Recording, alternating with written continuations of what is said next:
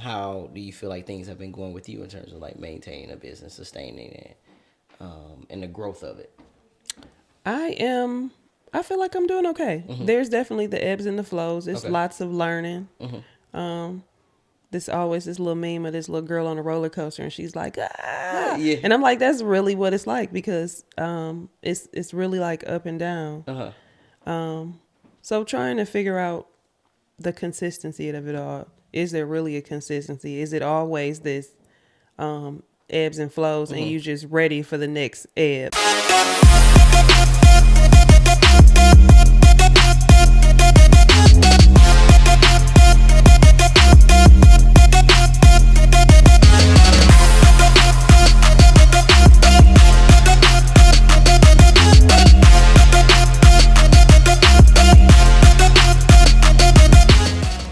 So welcome back to another episode of the What's Your Motor podcast. Today I have a special guest, an entrepreneur, and a former teacher.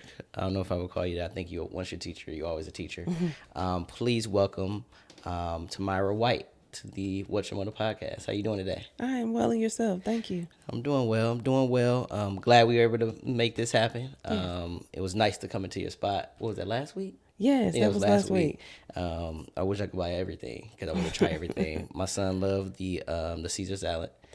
That's good. I'm always excited when kids like salads. Yes, he's a salad eater, so he loved the Caesar salad. I had the chicken wrap, and I bought a lot of cookies. And My cupcakes. favorite was the cookies and cream cupcake. Cookies and cream. Cookies and cream, and the what was it called? The no chip. No chip cookie. Yeah. Yes, the no chip was good. He liked the peanut butter. He likes peanut butter. He liked the peanut butter one. And I think I had the Biscoff. Is that what it is? Yeah. Yeah, and I think he liked that one as well. Okay. So, thank you for those treats. You're so welcome. Yes. So, before we get into delicious bites and you being a teacher and things like that, tell us a little bit about where you're from and your upbringing. I am from Milwaukee. Okay. We moved around a lot throughout in the city. So I'm not like a claim a neighborhood kind of kid. 'Cause Gotcha. We lived a little bit everywhere. I grew up in a family where my grandmother was an entrepreneur. Okay. She had multiple restaurants, bars. Okay. Grew up in the house with my mom, Okay. dad on the weekends, grandma's on the weekends, lots of cousins, lots of fun, lots of outside. Yes. Went to Lancaster, Wilburite, Marshall. Okay. Graduated from Parkside. Okay. Did a couple of years at Lane in between it before I graduated from Parkside. So I went to Parkside, went to Lane, went back to Parkside. Okay. And I have my master's from University of Phoenix. Okay. I have a 17-year-old son, Okay. and that's about it. Okay. Do you have any siblings? I do. I have a sister and two brothers. Sister and I'm brother? the oldest. I was just about to say where you fall in. I'm at. the oldest brother, sister, brother. So it's like boy, girl, boy. Oh, okay. Girl, boy. Okay. When you went to college, how was it? What made you go from Parkside to Lane? So Parkside was close. Embarrassingly, like when I was in high school and college was coming around, I had a boyfriend, so I wanted to stay close. So I went to Parkside because that was a little short drive away. One of my friends was at Lane and she liked it, and I mean she gassed it, so we just transferred down there and went. And then my sister was at Parkside, so while she was at Parkside, she got married. Okay. She's pregnant with my nephew. It was almost time for her to have him, and I didn't necessarily want her to have to take a semester off. So I transferred back to Parkside, and we took classes on alternate days so that she would still be able to finish in time. That's love. And we both finished from Parkside. So I'm assuming you're pretty close to your siblings. Very. Super close. And then you're the big sister, so you make sure everyone in check and things like that. Yes. What was it like being in Milwaukee and then going out of town to Lane? It was interesting. It was a lot of differences. It was really fun, but it was definitely different. And then being down there, but also being around a lot of people from other places too. So it was really fun. I like to go to homecoming when I can. Okay. I'm grateful for places like Facebook where we can still kind of connect with some of your peers from that time period and see how they're doing and Got you. see how they've grown and all the things. So I'm assuming, was it kind of like a melting pot of a variety of people as opposed to up here? So it was completely different. I would say at Parkside, we were definitely the minority. It was probably like one table of black kids. At Lane, I might have saw one white boy that was from California. He was on the basketball team. Wow. Like we had greens in the cafeteria. So it was a What? big difference. Yeah, like we would have fried chicken. They would have greens. Definitely different from being at Parkside and having like pizza and burgers and spaghetti. Got you. So you got the southern food there. Yeah, it was definitely a big difference, like culturally. Was it good food? It was good. Okay. Yeah, it was definitely good. Okay. Okay. You definitely wanted to make it there before it was gone. Uh-huh. Oh, before it's gone. Okay. That's how you know it's good. And then, so then you had the dorm life there and in Parkside, or did you commute from Parkside? So I had dorm life there. In Lane? Parkside dorms were co-ed. Okay. So different floors. However, at Lane, it was girls only in the building, boys only in the building. At Lane, we had a curfew, and it was literally someone sitting at the desk waiting on you to come in if you weren't in by curfew. Parkside, we could come and go as we please. Really? Yeah. I mean, there were RAs to make sure that there wasn't like excessive noise in the hallways, Right. but ideally you did whatever you wanted to do. See, I didn't do the dorm life. I went to UWM, and I just stayed at home. I wish I would have. Yeah, I enjoyed the experienced that a dorm little life. Like I stayed in Ranger Hall, which they always, at Parkside, they wanted you to stay as a freshman because, you know, it's closer to campus. You Right. know, you get to meet people before you move into the apartments, and then you don't see people except for when you leave your space, Right. which is a big difference because, you Right. know, in the hall, the dorm, they might have gatherings in certain Yeah. rooms. In the apartments, it's a little secluded. So Got you. I understood why they made a difference. Got you. Did it help you being away from home and like being on the dorms and apartments and stuff like that? Did it help you become more independent in terms of like growing up wise? No, I feel like I was already pretty You was independent. already- I'm the big sister, so I was already True. pretty independent. It was cool staying off campus. It was different.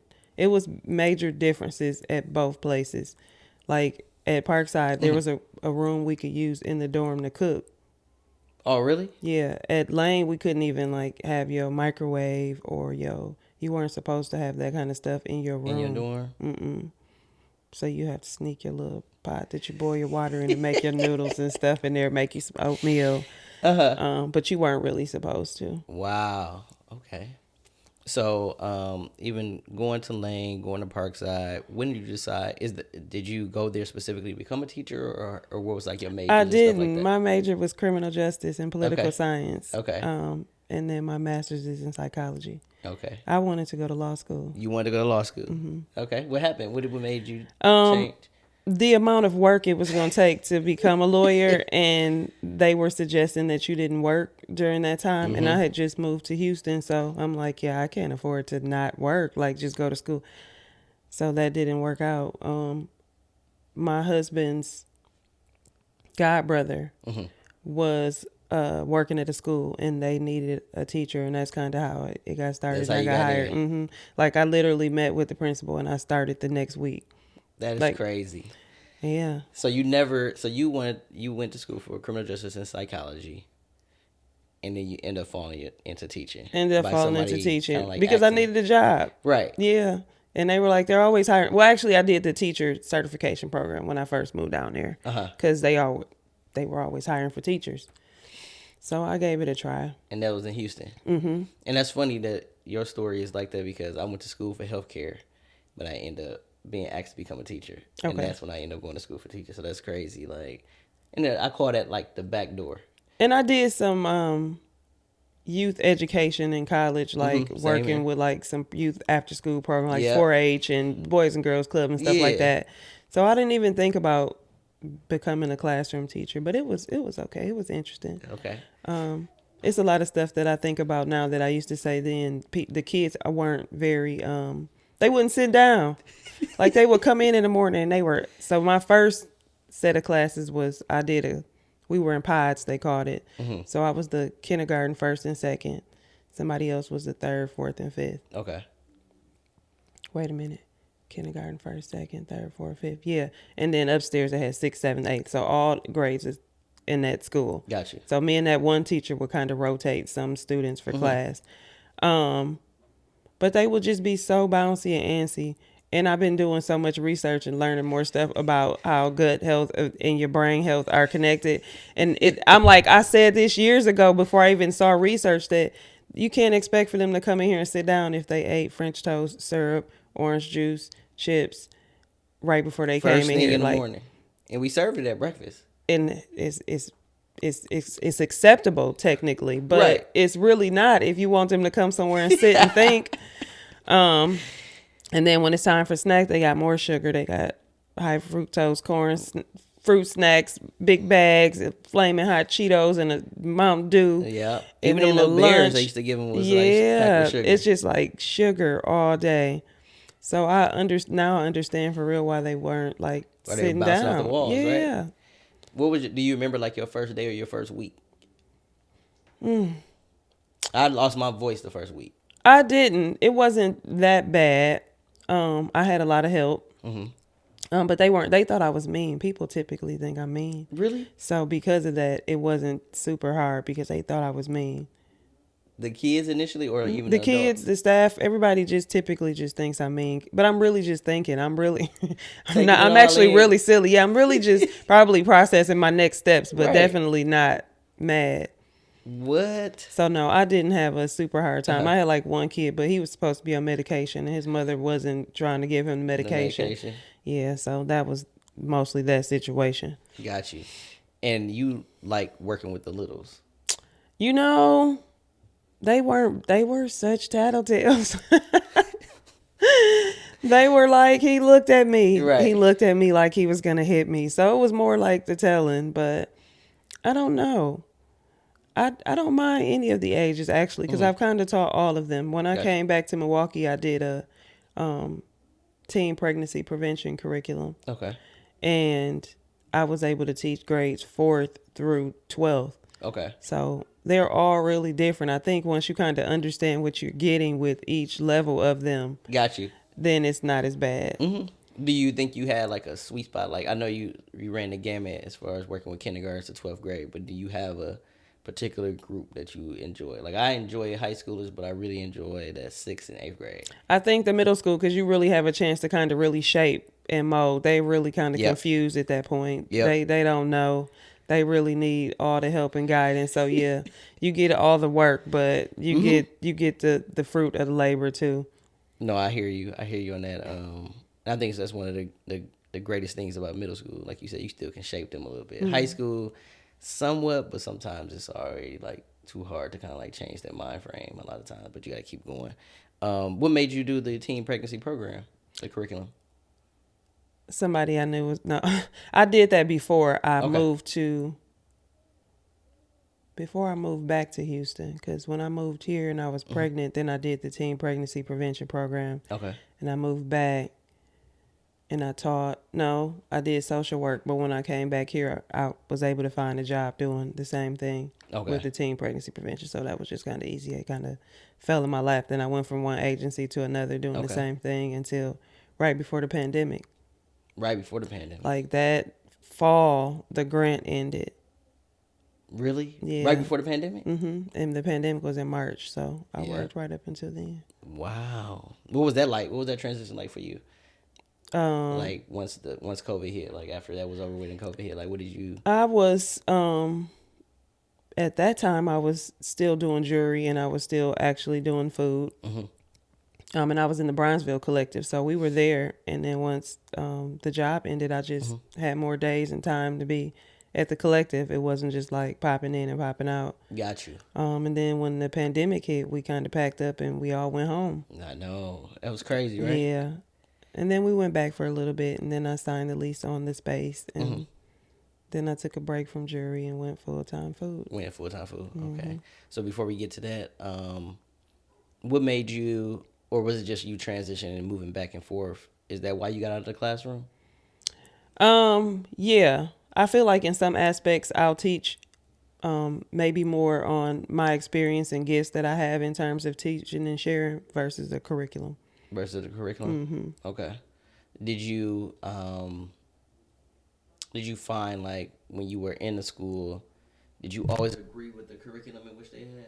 I didn't. The curriculum and then like the politics behind it Yeah, were yeah. the parts that kind of make you not want to teach. Mm-hmm. When I was in Houston, the school I was at was private, so parents paid. So that made it a lot more challenging because it was almost like in business, the customer's always right, and this is the parents are always right because we need their money, You gotta try to keep them happy regardless of what's and going we got to on. keep the parents happy because we need tuition money And it's because such a dangerous game, isn't it is. it?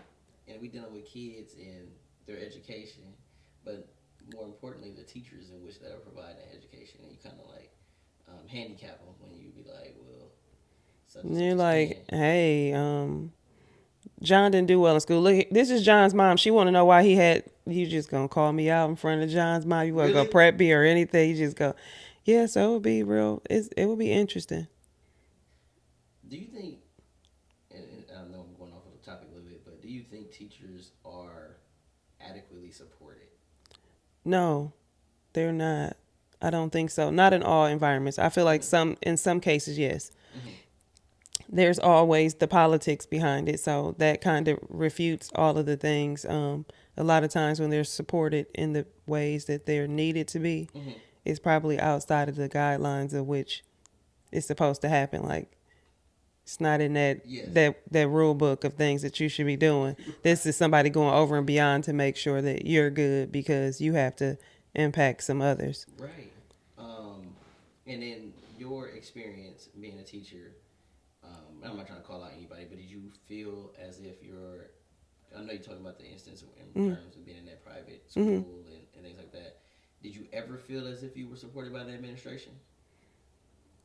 Not in that sense Not in that because sense. no, it was about the money. It was I about mean, money. I was able to get a position. I was supported in that way, but not in the ways that we should have been. No. Yeah. It's interesting to hear that from you because we've been hearing it for so long. You know, it's like we want to continue to operate in this system. Is it supposed to always be like that? You know what I mean? And it's like it seems as if teachers continue to get more and more and more thrown at them and put on them versus them actually having some kind of support and taking a little bit off their plate, or at least making it some way in which they can actually navigate all these different pieces and responsibilities on top of managing the classroom.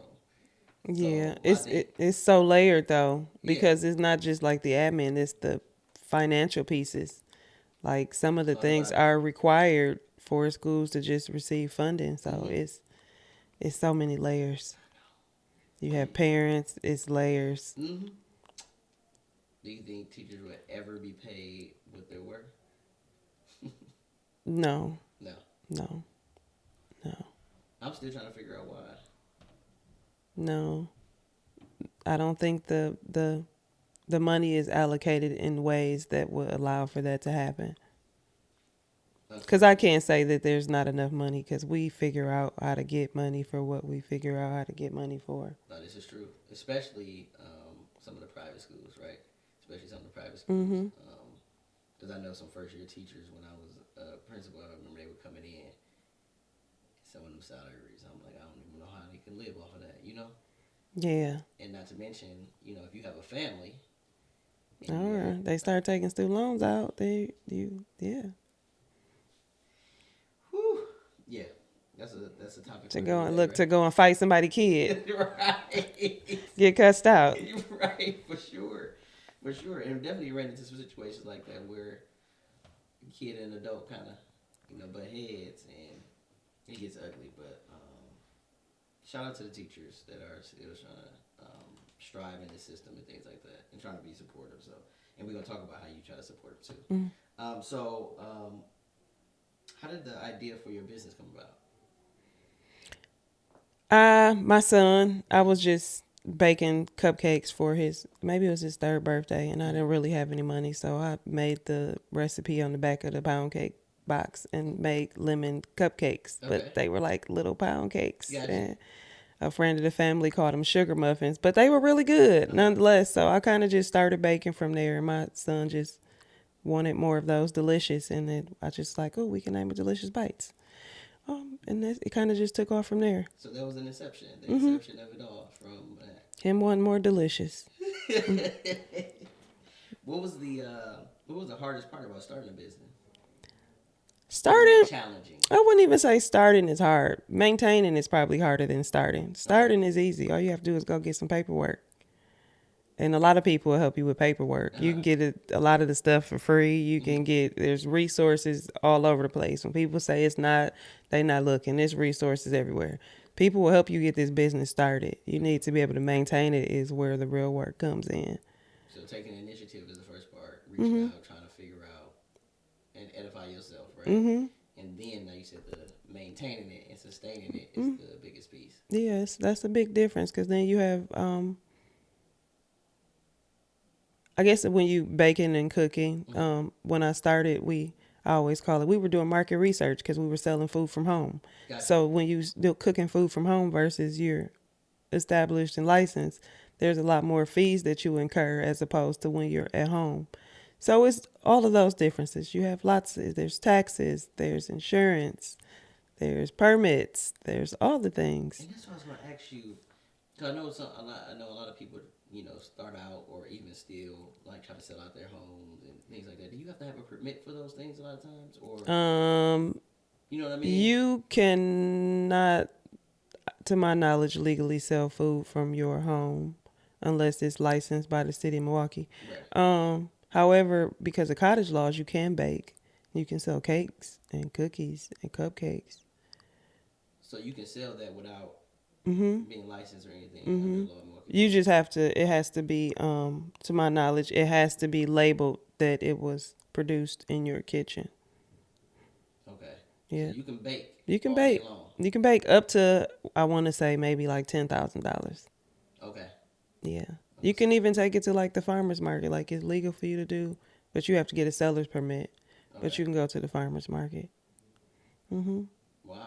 But you can't. But when it comes to cooking, like The food, because you think, on the average, you have what, one refrigerator in your house? If you're cooking all of these grand scale meals, where are you storing all of the food? The raw meat, the veggies. So that's why you have to have a license, because the license is really so that they can tax you. That's the license really is. You get your ServSafe certification is to help prevent like foodborne illness, like you leaving food sitting out too long. Like cooked food is only supposed to sit out for about 2 hours. After that, it's supposed to be discarded or refrigerated. So if you make your pot roast for your dinners from 12 to 8 and it sit on your dining room table 12 to 4, I mean, nobody may die, but they might have a little jizzles, but they might not know that that's where it came from because they might be used to it because you think about culturally, it can happen so often. Think about Thanksgiving. How long you eat that food? Think about how long that food sit out for Thanksgiving. Quite a long time. All day. Your grandma be ready to eat at like 10. Everybody else like, dang, why we can't wait to 2? Food low-key sitting out from like noon until probably like 10 o'clock because people still coming over and it's sitting waiting on people to eat it. Wow, and that's crazy. Not even when you think about it in that sense, like we kind of were taught that way. Like it's not shunning people. When you know better, you do better. Right, exactly. Like now you're gonna be like, hey, we could just sit that in the refrigerator and heat it up later. No, for real. No, you gotta be thinking about that because, like you said, that's kind of like how we were brought up culturally, right? Yeah, and it's not just us culturally; it's everywhere. Dang near, it's rare that you go and somebody's gonna cook and put that food up right away. And then you wonder, like the people that are selling stuff out of their houses or their homes, if they're abiding by those rules, right? Yeah, people have pets. I have so many caveats. I mean, I know I started out the house and people trusted me, and I'm grateful for that. For sure. But people have pets and stuff, and that. You see the videos, the cat jumping out. People have, but you just it's so many things. I'm almost I'm weird. No, I hear you. And when you just mentioned ServSafe, that's that rung a bell because like I do credentialing down there at MATC. So for the instructors that come in that want to teach culinary arts, they do have to have like the ServSafe certifications and things like that. And they have to provide that. I didn't. Now that you said that, like, oh, okay, now I see. Because it talks about food safety, like Yeah, food making safety. sure you clean things, like the proper temperature to water, Yeah. how long things can sit out, what temperature is chicken done at versus beef or fish, or Yes. cross contamination. Like you can't Yes. fry my fish in his chicken grease. No, Yes. you can't. Like it's can't fry the seafood in the fish grease either, because somebody might be allergic to shrimp. That's not allergic to. Like It's so many things, it is. man. It can be. Y'all be It's. careful out there. You definitely be careful. Be careful out there. Like Be careful. that's a whole nother like lane. It is. It's a lot. It's a lot. Man, do you feel like? Oh, okay. Well, I'll take it back. When you were younger, were you into like cooking and things like that too? Or I mean, I had my easy bake oven and whatnot, but I shout out don't. I to don't Easy think Bake so. Oven. My sister had one, I believe. I don't think I was so much. It's interesting. Somebody had to like pull the story out of me, and I'm like, well, no, I didn't. I knew how to cook. I cooked, but I wasn't like thinking about selling food. Got you. And you wasn't like, I want to cook all the time. Selling food kind of. I started selling food when I graduated from college. Got I needed a car. One thing my grandmother always said is people will always eat and people will always drink. And we saw that during the pandemic. Nothing, people were eating and drinking until they couldn't anymore. Like they couldn't do anything. They were home by themselves. They were eating. They were drinking. With friends, we eating, we drinking. Absolutely right. So I sold plates on Fridays for about a month. I would make like $700 or $800 a week. And I bought me a car. My grandmother friend was selling the car for $2,500. So I was like, just give me a minute. I'm about to. And I sold food every What Friday. were you selling? Like, what were you I at my grandmother's house. So my grandmother lived upstairs. My mom lived downstairs. So my mother would get off work and she would take her little phone book and lay across the bed and call people and be like, Tomira's selling dinners today. She got da-da-da. Tomira's selling dinners today. Like literally calling people in her phone book. And people just start pulling up, or we have somebody dropping off and sell until we was done. What were you cooking? I would do corned beef and cabbage, macaroni, cornbread, smothered chicken. We did steak and potatoes and salad. Like I don't even cook food like that at the store now. That's just what we would do then. The chicken pitas that we do now, we started then. Okay. What else? Right. Soul food, like food. Like So people want to heavy catfish food. and stuff too? We would do fish. I love catfish too. We would definitely do fish, catfish, yeah. Spaghetti, Got you. yeah. And I know you said that your grandmother was an entrepreneur, correct? So my paternal, that's my dad's mother, right? Yep, my paternal grandmother was, she had a restaurant on Hopkins and Hampton, 27th and Burleigh. She had the place that's now going to be Favorites right there on 17th and Lloyd. Not Lloyd, Fond du Lac. Right on the corner. It's gonna be called Favorites. She had that space. She was in the Fondy Mall. She was? So do you think like subconsciously like some of that kind of like sparked your interest as you got older? You know what I mean? I feel like, I guess maybe when people say it's like in you, it's just in me. Like I grew up in the restaurant. Like really? I was a waitress when I was like 11. Like I remember buying my school clothes because I made like $300 that summer in tips waiting tables. So I was able to buy me my little clothes for school. Like So that was a deal. Yes, especially back then, you can get a lot with $300. Listen, I got me some tree torns and I got this little stonewashed dress. I'll never forget that outfit because I bought it with my money. You appreciate that. You appreciate that, man. So with Delicious Bites, do you have a target audience for your business at all? I feel like it is for the foodie who desires quality food. Not just any food. Like it's not super heavy. We do have sweet. We have savory. I hear people say we have healthy food. We have salads. Yes. I wouldn't say it's healthy food, but it's salad. Salads. It's a healthier option. Gotcha. It's just how we should eat normally. Not that it's a healthy option. We should eat salads. We should eat greens. Right. Yeah. We should definitely eat greens. But I also sell cookies and Right. cupcakes and cheesecakes. So it's a balance. Hey. I mean, you could get a burger, fries, and a soda, or you can get a salad and a cookie, or a Right. salad and a cupcake. It's balance. Right. Moderation with the sweets, right? Yeah. Treat Like people yourself are a little like, bit. I just didn't come because I didn't need another cookie. I'm like, but we sell salads and sandwiches Yes. and hot soup Yeah. and Yeah, I seen breakfast. that. So, I mean, you don't have to get a cookie. Right. You actually can get a burrito Yeah. or There a you go. salad. Yeah. You got to maintain your own discipline when you come in that Yeah. place, right? Or you could just get this salad and get one cookie and leave. And You you'll don't be have to okay. get an 8-pack or a Yeah. 6-pack. You'll be okay. I get it. Like, people will fall off for a minute and they'll come back and they'll be like, I just had to take, and I'll be like, I get it. Like, I get it that you have to take a break from the sweets every once in a while. But we have a great balance. No, for sure. Do you have like a favorite cookie or treat that you make? Right now, I really like the cookie and it's bad. It's a croissant, but it has a cookie inside. So I really Did I like, see that when I came? I don't know. Is it in a croissant? Yeah. It was in the like the clear container? Yeah, it might okay. have been on the counter. Yeah. But I like the cookie butter one because it has like the no chip cookie with the I had that. Biscoff cookie and the little cookie drizzle. Okay. And that little buttery flaky of the it's really good.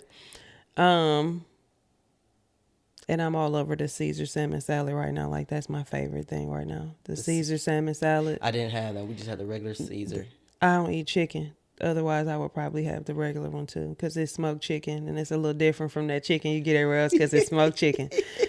That salad hit a little different when the chicken smoked. Yeah. Yes, I agree. So that's when I say, well, we're a little different. Like, yeah, you can go get a salad, but we have salads. Got you. And that smoked chicken make a difference. It does. Okay. And then you said the salmon. Mm-hmm. Okay, I'm gonna have to try that one next time then. Okay.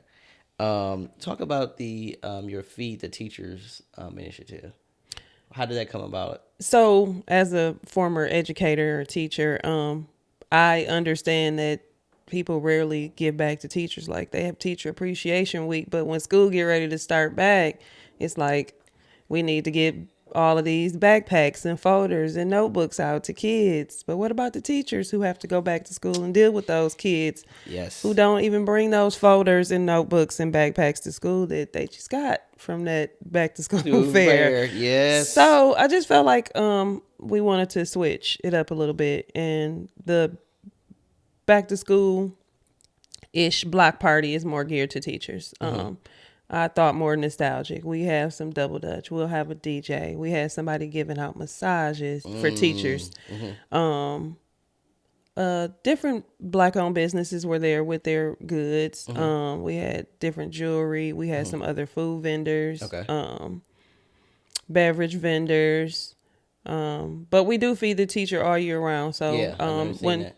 when you nominate teachers online, depending on how many teachers are nominated during that period, if it's just like it just happened to be that one and none has been nominated, that one teacher will get awarded. If it's a bunch at one time, then we kind of draw or try to figure out a fair way. So Well, you can nominate teachers all year round on the website. Okay. The last teachers came in and they got a meal. Okay. They come in, take a picture on our selfie wall, and get them a meal or a nice sweet treat. So they're nominated, and then you reach out to them, and they come to the to Delicious Bites. Okay. Yeah, and they'll come into the store. But I seen you did like some catering too, though. And we do catering as well. So sometimes we get large enough donations to where we have schools that have reached out about catering, and we can reach back out and say, hey, we got enough donations to be able to provide food. Or some schools might be close, but not close enough. And we've gotten donations so we can help them get close enough to be able to have catering for Teacher really? Appreciation Week. Yeah. I mean, I'm sure the teachers that you have been able to, provide that for really, really appreciate it because, like you said, we have Teacher Appreciation Week, but that's super like cliche and like, okay, you don't shower them, but they should be showered throughout the year, especially like you said in the beginning of the year. Yeah, it's like back to school for the kids, but what about the teachers? Think about the anxiety of the teacher having to go back and deal with all the things they have to deal with. And what about the first year teacher? Or the first year, or the teacher that's about to snap because she done been there so long and she tired, but she got to stay because she this close to retirement, but your kid been tap dancing on her nerve and you cussing her out. Yes. Like, yeah, so that's what I'm thinking. We've been brainstorming on ways to improve it. So we've gotten some things. We talked to some teachers and we found out some things that teachers could use. Like teachers were telling us that pencils are really scarce. So something we might do is start collecting pencils all year round and just stop in if you're a teacher and grab some And come pencils for get your some pencils class. for sure. Yeah, like things that small make a big impact. Like she was saying she can't keep a stapler. She's like, people are wondering why I don't let the kids use my stapler because they break it. Like I can't Or it keep a come up missing. stapler or it's missing. So just being able to provide those things, those aren't huge. And I know most schools' budget don't necessarily allow for that, or they don't allow for the fancy Yeah. stapler, which means the not so fancy stapler might last them 2 weeks. Okay, for everybody can afford the swing line. Yeah. So just trying to figure out ways to fill in the gap in that way. I know there's all types of jobs and roles in the community that deserve to be celebrated, but we Right. just happen to choose the teachers. Absolutely. And that was one thing that kind of like I think drew me to like, oh my gosh, like right, we need this. Like, you know, when I started looking you up and things like that, because I remember when I was teaching, they used to give us like maybe like $50 before the school started.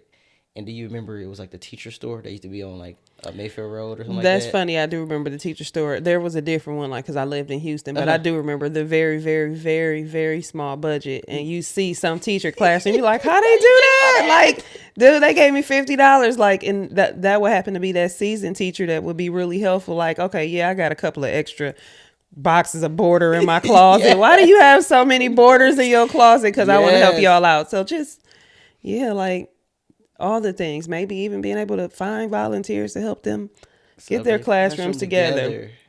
It's people who love to craft and create. Like they love it. But just being able to connect with somebody to actually help. And it would be nice to have like some people that would volunteer to help during the beginning of the year to help these teachers. Like you said, you get time, but remember you got like in service. You have all the things you gotta learn during this time. You gotta sort. You gotta get your classroom cleaned up. Heck, you might not really want to be there yet, so you have all the things. Man, I'm glad you mentioned that, because that I hope people recognize like all the things, like you said, that teachers have to do prior to even starting the school year, and then have to endure that. And you know, some teachers are waiting for what the first break is around October for conferences. You get like maybe a day or two. Then you're trying to get to Thanksgiving. Then you come back from Thanksgiving, you're trying to get to winter break. And I will always get teachers that wanted to do things for their staff in, I feel like January, February, because after that break, they don't get a break until like spring break. Like that's another stretch. Longest time. So she'd be like, I want to do something to bring my staff up. Like, can you come in and bring like lunch or, you know, anything like to kind of lift them up? Because that's a hard stretch. Right. Imagine teachers that already had spring break back in March and we in April, and they still... And there's still people going on spring break, so you got to still hear about their stories of going to the beach. You know what I'm saying? And then it's just such a long haul to the end, because you don't really get too many days off.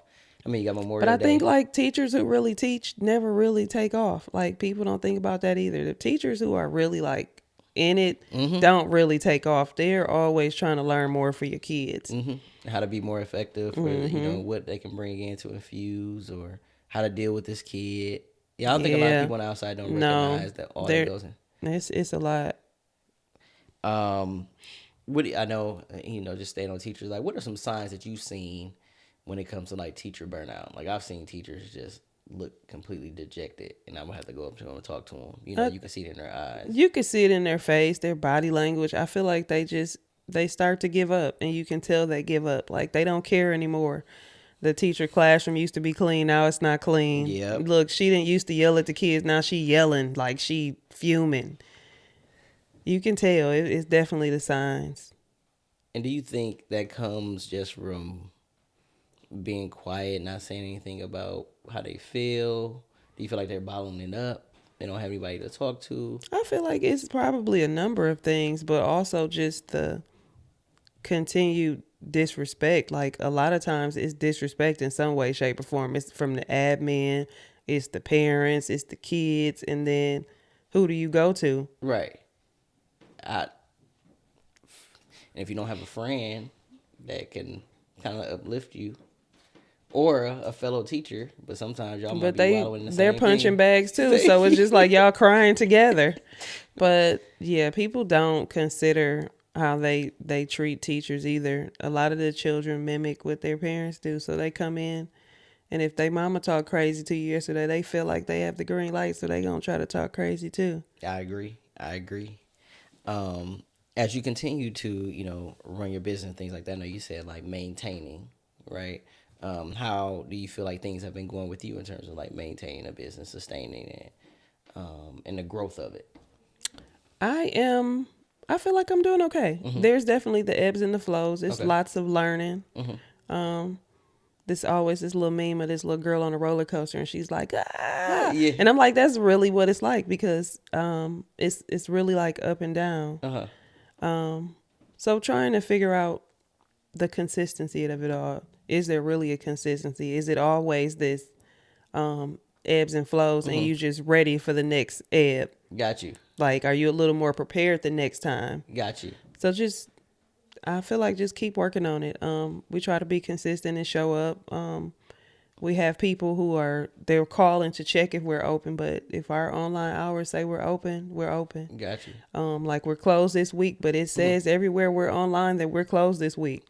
So, It's automatically updated. yeah, it's updated. So it's not really the inconsistency. Like, you can't go on DoorDash and order today because we closed. Okay, so you are partnered with DoorDash and things like that. Mm-hmm. Okay. So we are partner with DoorDash, which you can order your food and have it delivered. And how many people work with you, or in terms of like helping you out, or In terms of staff? Yeah, serving I staff. have 4 part-time staff. 4 part-time staff. Okay. And are they pretty much like family, or is it like people that you vetted out, friends? Friend. One of them is my friend. Another one is I found through a friend, and the other one is my intern that I got through UWM. Okay. Okay. How's the intern working out? He's great. He's great. He's great. I'm trying to figure out how to be able to keep him on, because then I don't have to train somebody else to do what he's doing. But he really likes it, and he's been really good. He's helpful. Like, we do a lot of brainstorming. He's been really good and helpful. I like that, because it gives exposure to a young He individual. said he's done internships, but he's worked for the company, but he's not had as much access to the owner as he's had with me. Which makes a difference. So he's able to learn. We able to brainstorm. He know when something is rough or if it's hard, because I'm going to tell him. He's been helping with a lot of the SEO. So he's learned a lot of stuff on the back end with the website. Like, I had this lady do my website. She had screwed so much stuff up, dude. Like, he's like, do you know that this? So he's going on and clicking everything to see that everything on my website is working. Where is it leading to? Why is it? So, like, he's really interested in learning and applying it back to the business. So I'm grateful. Oh my God. Because I interviewed like 5, and he was like, well, what made you pick me? I said, out of everybody, you seem the most prepared. Like, some of them, he knew what my business was, what I did. They didn't really know. He researched. They didn't really know. And I was like, dang, they could have really just did a quick Google. Like, they need like a real quick Google. Google. Went on Instagram. That too. But they didn't really know, and they didn't seem as interested. Do we see that a lot in our young people nowadays, where like they're not interested? You remember when we had, before an interview, we knew to look on the website, we knew to prepare some questions. You know what I'm saying? We had some tools too. I feel like some of them are like, I feel like everything is so right in front of them to the point that it's right in the front of them. Right. Like, it's too dang easy. So it's no excuse. Like, right? they have the blueprint. You would think they don't have an excuse, but our youth literally have the blueprint to be successful in nearly anything they want to do. There is no reason for them to suck. There is no reason for any of them to suck. They have the blueprint, and then they have people like us that if somebody came up to you and said, I want a podcast, and they were a youth, you'd be like, come on, man. Yeah, absolutely. They have that. Our parents weren't that eager. They weren't that eager to help us. No. We didn't have that. No, they were not. So they have the blueprint, and they just sucking because they want to suck. Well, shout out to that young man that came prepared. Yeah. Listen, because he's like, man, you know this person, you know them. Like, man, listen, I do. Who do you want to meet? Listen, who do you want to know? Right. And I think that's a huge testament to you, the fact that you actually provide that type of outlet and that type of you being that resource for that young man. You know what I mean? Yeah. And you being open. Not a lot of people are open. Yeah, he had to do, he had to do a pitch, and I'm like, okay, you want to practice with me? You want me to get some people together? What we need to do so we can make sure you win? Like, come on. Now that's beautiful. That's beautiful. Yeah, that's beautiful, and I could tell. Like, I mean, but you got that teacher heart. You know what I mean? And you always want to educate. And I love the support of the teachers thing. So like to feed the teachers and things like that. So anything that you got coming up? we got cake and karaoke coming up. Cake and karaoke, April 19th. Tickets online. Okay. It's a unique experience. You get to decorate your own cake. Okay. We have all the supplies, and we have karaoke. April 19th, so that's a Saturday. The Saturday before Easter. What time is that at? It is from 6 to 9. Okay. I plan to be there then. But we're going to definitely have some more. So if you happen to miss that one, we'll be doing a monthly too. Cake and karaoke. I love cake. So. Yeah. So you get to decorate your own cake, and that's fun. Okay. You know, you get to live out your little TikTok dreams. Everybody watch the videos on TikTok and Instagram with people frosting the cake and the cupcake. You get to live out your dream that day and take it home. With the... You know, with the little turntable. Yeah. Everybody be ready to use the turntable with a spatula. See? You get to live out your bring the wife dreams. along so she can get the content so it can make the sounds. Yes. You know how the content make the sounds? I don't know. I'm not that savvy yet. I just know how to frost the cake. I don't know how to make the sounds. Look. No, I hear you. Okay. So my final question would be, and I appreciate you for, giving me the whole story about the inception of it, kind of the things you've done in life, how you got to this point, your grandmother, your intern and things like that, and the staff and people that you work with. What's your motive for Delicious Bites and you just being Tomira? Ideally, I just like to create. I like food and fashion. So just being able to fuse them together and provide unique experiences for people. Leaning more into that, providing the more unique experiences for people. Mm-hmm. Okay. So motive, is to continue to provide unique experiences and delicious bites. Mm-hmm. Delicious bites.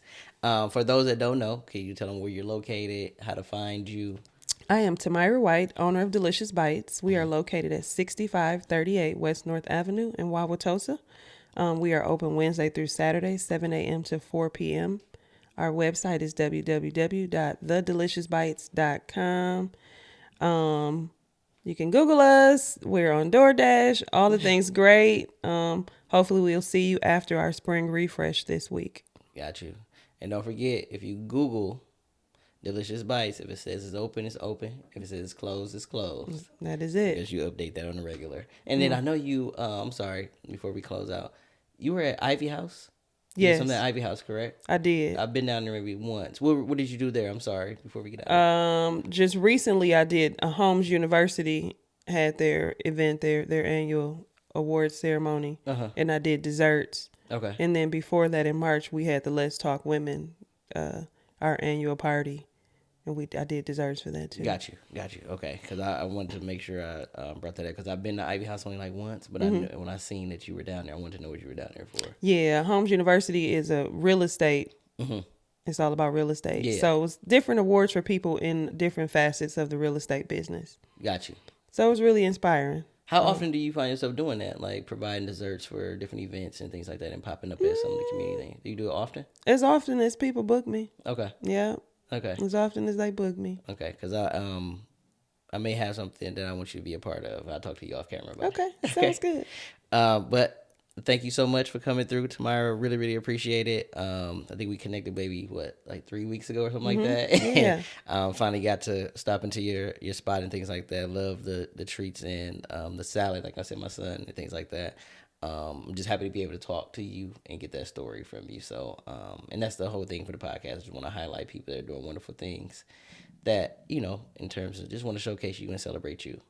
So Thank you so much for having me. No problem. So until next time, what's your motive?